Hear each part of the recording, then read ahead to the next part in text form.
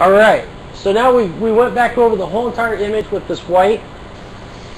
Just kind of sketching in where the hairlines are, the direction of hair, lightening it up a little bit where it was too dark. Now we're going to come back in and do this again, just to add a little bit more texture to it. But what I'm going to do now is just take it and just lightly flow over this image. Just take that white and just kind of blow it over. Now you're lightening up this gray again. Now if you found out that you got lines where you don't want them and shadows where they shouldn't be and stuff like that, then you could go in there and go back in with that medium gray that we did again.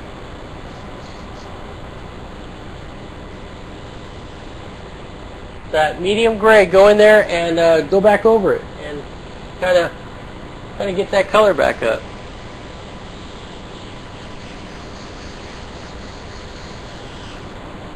Okay, so now I'm going to pour the white back in the bottle. I have the bottle of reduced white that I already have. Pour it into the bottle. Now to clean out the airbrush, it's real simple to do. I use just a spray bottle of this is a chemical that I sell for painting cars, for cleaning cars. But you could just use Windex or a little bit of the soapy water, basically anything you want to use to clean it. Just a little soapy water in the spray bottle works out perfect. You spray it in the airbrush, put your fingers over the needle, and what that does is that bubbles it up inside the cup. Now what that's doing is that's back flushing all that white paint that's inside that airbrush, cleaning it out. And then just spray it out again.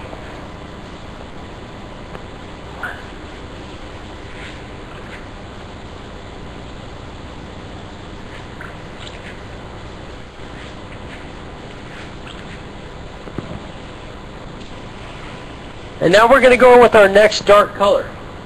So our next dark color is going to be this almost a primer gray, a little bit deeper than primer gray.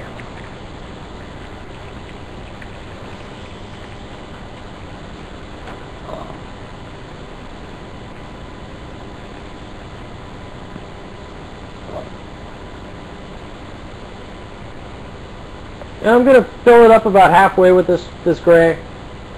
Then spray a little bit, put a little bit of reducer in it, just to get it to flow good. And then to mix up that reducer, I take my finger, pinch the needle, and bubble it up inside the cup. And that kind of helps mix it up a little bit. Sometimes I'll take a paintbrush, and I'll just use the handle of the paintbrush, put it down inside here, and kind of spin it around a couple times, get that mixed up good.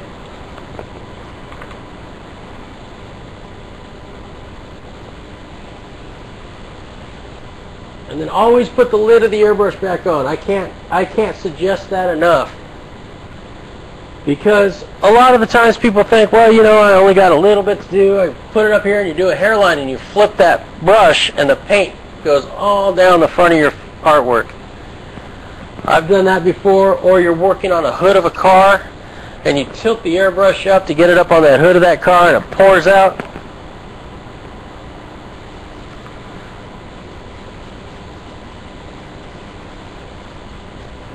So, alright, so now we're going to go in back to this corner back down here where it's real dark on the original. I'm going to come in here and spray this color in. And what this is going to do, this is going to let me show where that dark color is. So I can go in here and go, okay, that's that dark color. Now I can look at this color and look at my original image and go back and forth and look to see where this color needs to be laid in.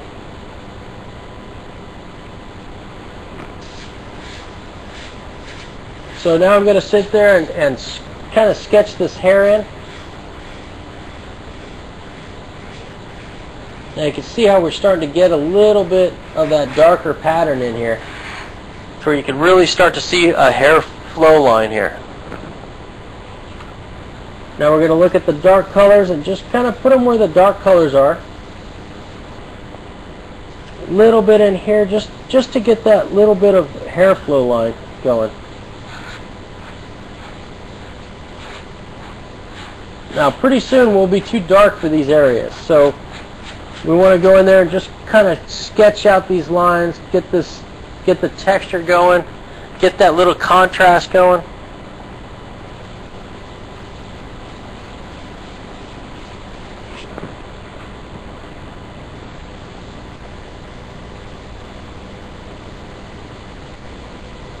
Okay, now I'm going to come in here. Now to do this upper line on his lip, I'm not just going to go in there and spray a solid line.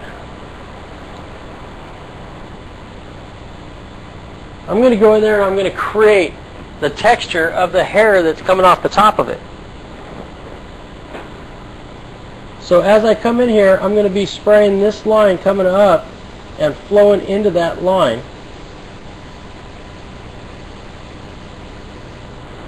And now I'm going to come in and add that dark color that would be your normal line that you would put across here. Now see the way we just created that fur that looks like it comes off the top of the mouth and comes over the top? We didn't do any light colors on there. We just took the black and created that line in there, or the medium gray. So it's not actually airbrushing what you want on the surface. It's allowing what's on the surface to show up with what you want. So it's a matter of looking at your artwork and going, okay, we need white lines to come over. Let's take the dark color and underlay those light areas and then smooth it out, and then that will give you that light. So you're actually erasing around what you want.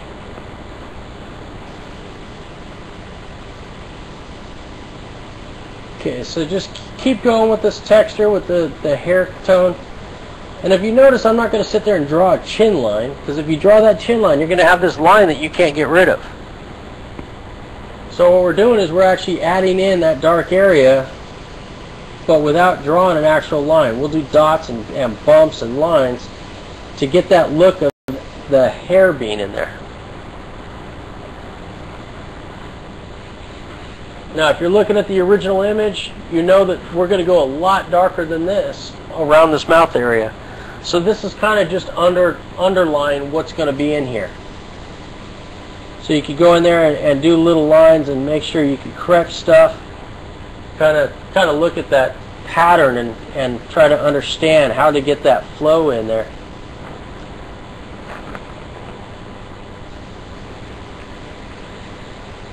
Get that going in there. Now remember, these classes are every Saturday, 2 o'clock Pacific Standard Time. These classes allow you to come in here, hang out with a whole bunch of different artists in here, follow along classes. If there's a project, let's say you wanted to do some bumblebees up on your kid's bedroom wall or inside your kitchen, you wanted to do some spilled honey with some bumblebees flying around it inside your kitchen, and you don't know how to attack that, you can come contact me on Blog TV, say I'd like to do this class, I would like to learn how to do this in my kitchen, and I can actually set up a piece of drywall here and show you how to get that look. How to sit there and do the honey with the flow coming out and the bumblebees inside your kitchen, something that, it has nothing to do with working with an airbrush. It's just art. It doesn't matter if it's with an airbrush, a paintbrush, or whatever. If you want to learn something, we'll teach it here on Blog TV. So, if you got a country-style kitchen where you want something like that, or, if you got an old Western-style thing and you want to do,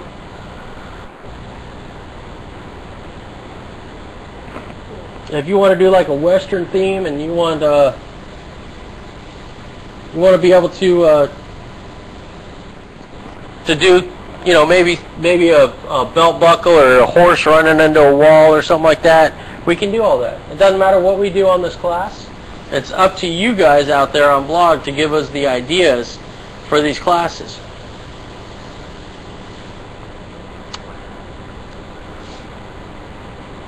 So, Green Eye Girl said it would be awesome to teach how to do the real look on eyes.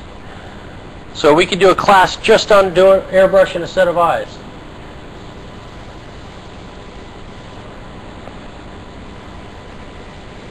You know, we could do it with pencil, we could do it with an airbrush. I try to teach mainly airbrushing. But if you have a specific problem to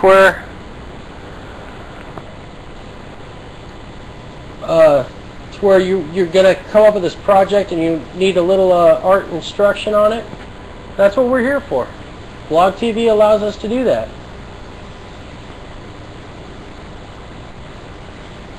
I know almost everybody here on Blog TV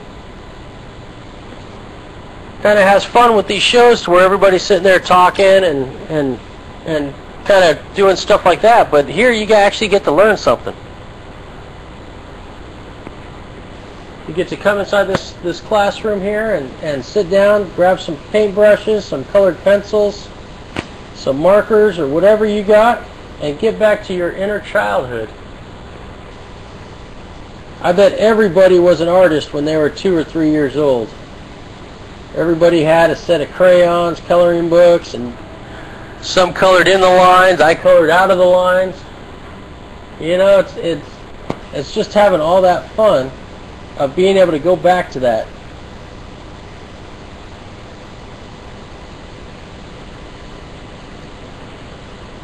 You know, what's the look on your kid's face if you sit there and grab the colored pencil and just start coloring out of the lines? Is the kid going to say that's wrong, or is the kid going to look at that, start laughing, and start having the same amount of fun? It's only later on in life to where we realize that art is supposed to be this way or this way because we're going off of what people think it should be, not after having fun.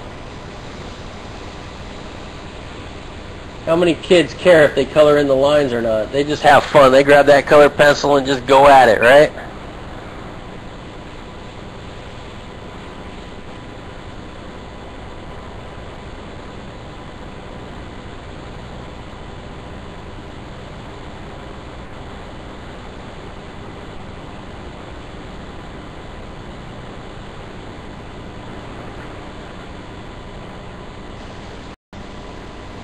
So this is getting back to your inner childhood here, having fun. Having fun with Blog TV. You can sit down inside your room, turn on the computer, kick back with us, and just have some fun.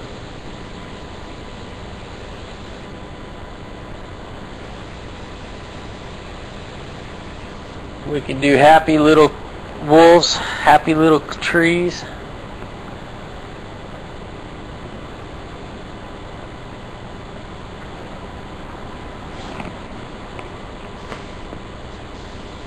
So go in there and just continue doing these dark lines. Now remember, we did a little bit of a white up here to draw in that texture. So now you're going to go in with the dark color and do the absence of that white and add some of that texture in there.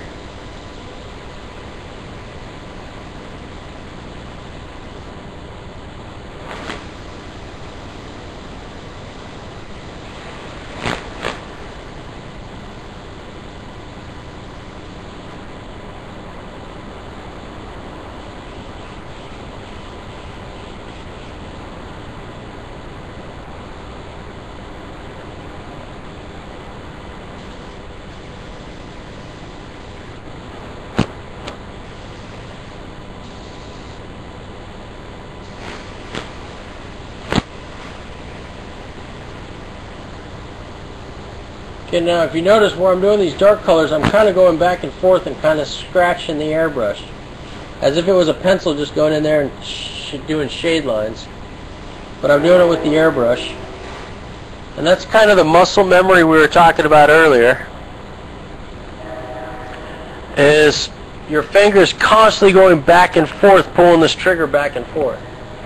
So your brain starts doing it automatically. You're not even thinking about moving that trigger back and forth.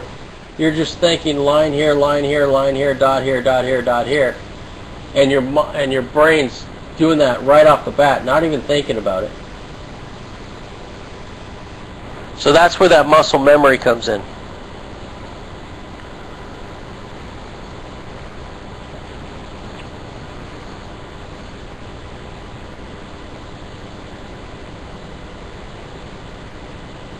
So if you're out there in Blogville just kind of kicking back, looking at the main page, come on in the room, hang out with us for a little bit.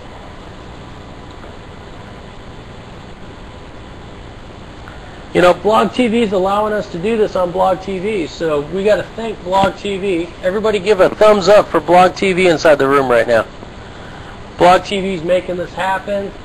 They're giving us a nice feature.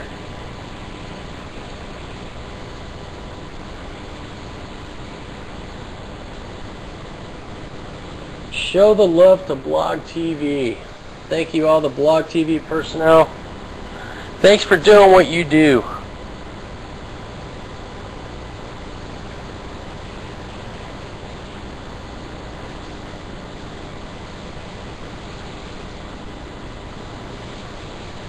Alright, so we're just going to go in here and keep doing this black, this charcoal gray color, medium gray. Some people would call it Payne's gray. It's about the color of Payne's gray. We're going to go in there and keep on shadowing this wolf.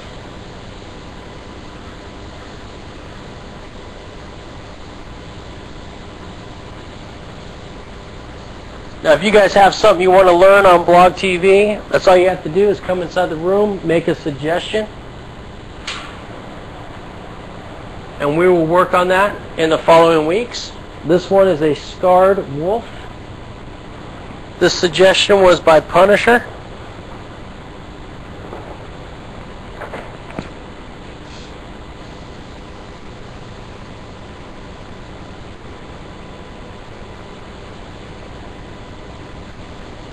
Now the airbrush paints I'm using you could get at Michael's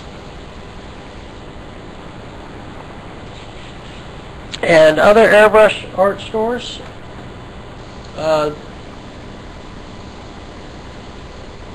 This is Wicked Colors that I'm using right now.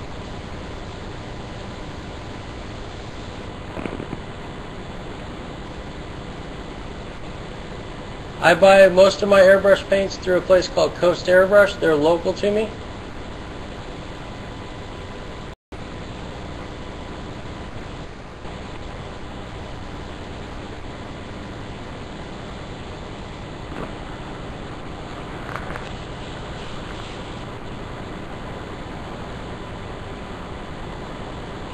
Alright. Well, Spectratex. JT just said that Michael's only sells Spectratex, which is another good airbrush paint. I use that a lot, but this week I'm using some Wicked. So Wicked is owned by a company called Createx. Yeah, there's also TC Graphics and Paint that you can order stuff from. They do a lot of fun stuff. A lot of different airbrushes you can buy there. They have really good prices.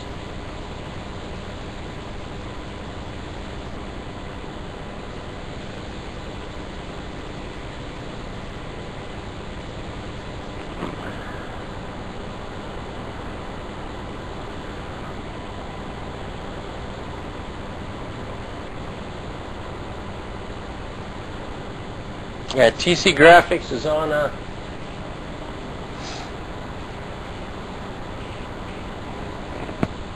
TC Graphics is over there on the airbrush forum. They have a link for them.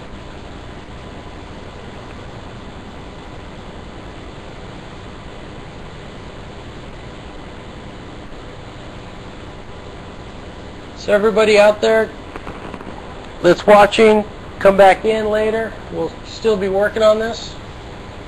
A couple more, about an hour and a half to go.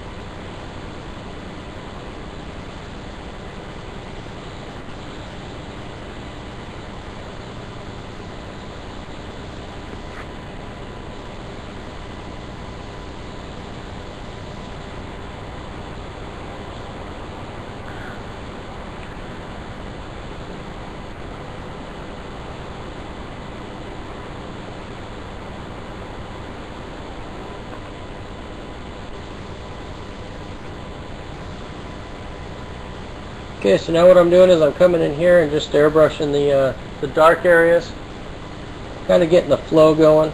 Make sure you follow the flow of the hairlines. You want to make sure that you have that constant flow of what that hairline is going to be doing.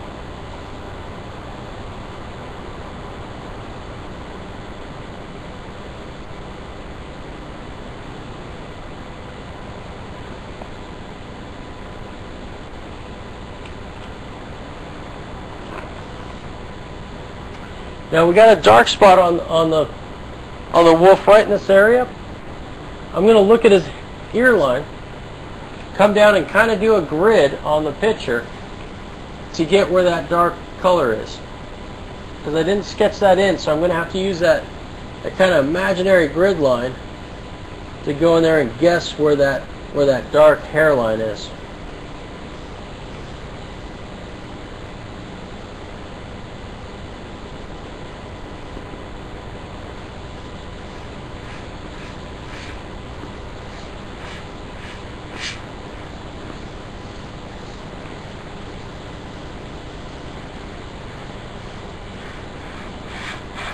So we're adding fur, but without really adding each individual lines of that hair. So as you can see, it's starting to look like hair flowing over.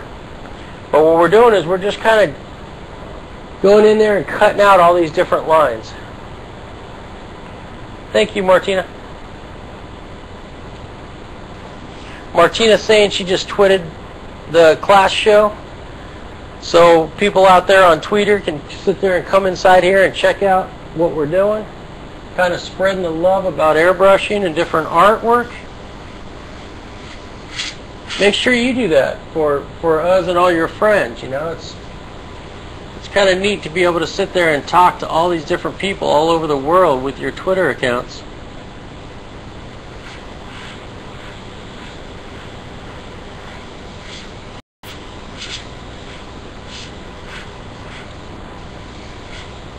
Go on Facebook, spread the word about these classes, get people in here.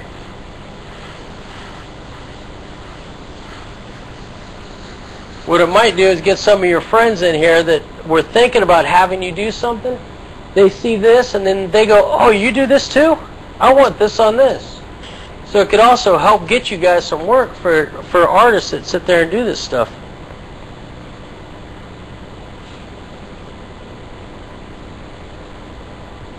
Okay, we're going to get into some of the detail in the ears now.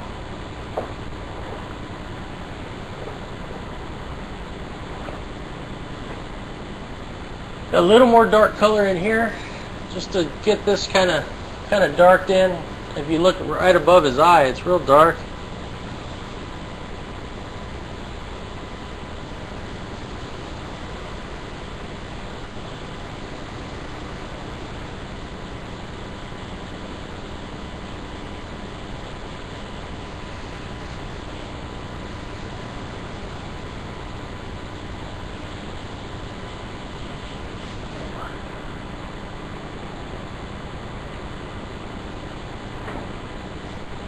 Okay, now up here in his ear, we got to draw in this detail of this dark color coming in here. Now, just like his mouth, we're going to go in there and create the light hairs coming up and over it. But then we're going to come in and darken out those light hairs in this side, and now it looks like hair flows up this way into his ear.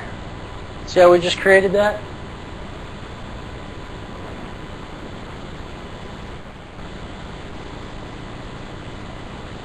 Now we got a couple little stray hairs inside this area that are done in white, so we're gonna do the same with the gray,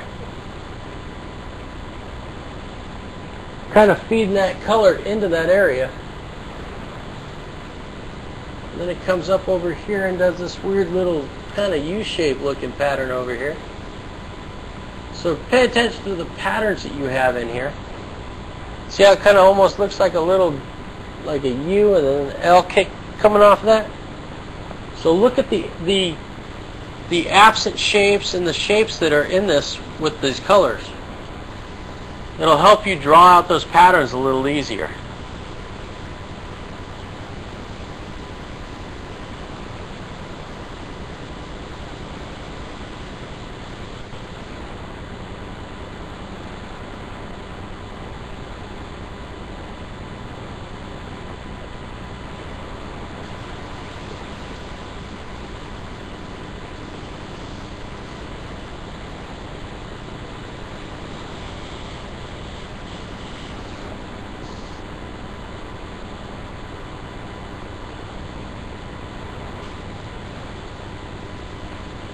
Okay, now we got a dark area in the ear up here. We'll throw that in.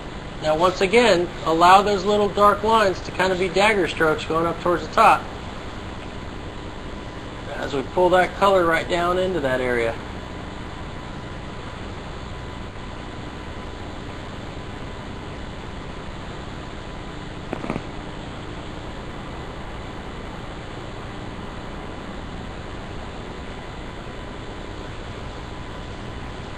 We're going to do some other lines up in here that just kind of bring it down. Nothing's really a smooth straight line. You don't want to draw a nice smooth line on anything. You want to sit there and draw the shape that you got to get going on it, but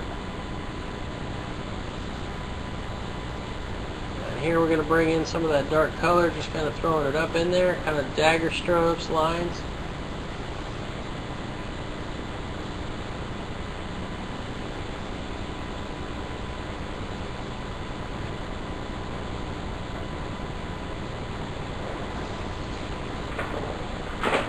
Now you see the fact that we're just doing a whole bunch of different lines and shapes and stuff like that. Nothing to where it's real difficult to sit there and do. It's just using the projector on how to get those lines in those areas. And once you get that projector to draw that line, then it's just basically like a coloring book. You're just kind of filling in the pattern and having fun as you go. I always made suggestions to a lot of people when they first start out to get a coloring book on something they like. You know, they got the Transformers out now and stuff like that. Most coloring books are for kids stuff. But there's also clip art. You can get online and get on Google and look up clip art and print out clip art. So you can sit there and start, you know, print out just a black outline of clip art and go in there and color it in.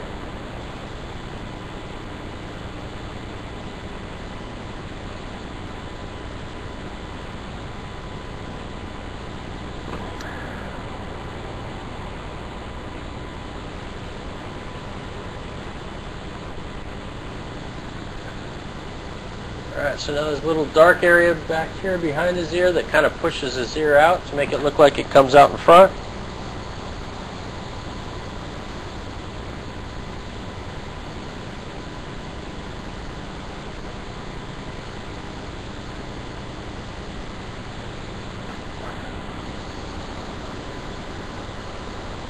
So as you can see, his ear is starting to come to life here just by adding these dark shadow areas.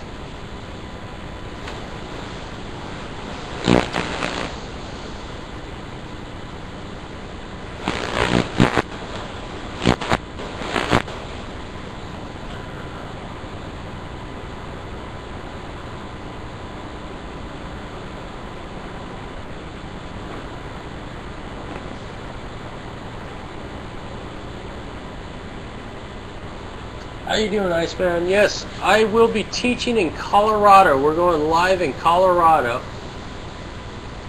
at an airbrush jamboree. It's still to be announced what I'm going to be teaching. I'm going to teach some stuff, a lot about business end of it. Mainly about working on cars, painting. Prepping for paint jobs on cars. And then as we get closer, I'm going to talk to the other airbrush artists and I'll be painting what they're not. Whatever they're not teaching, that's where I'll be picking up the fill.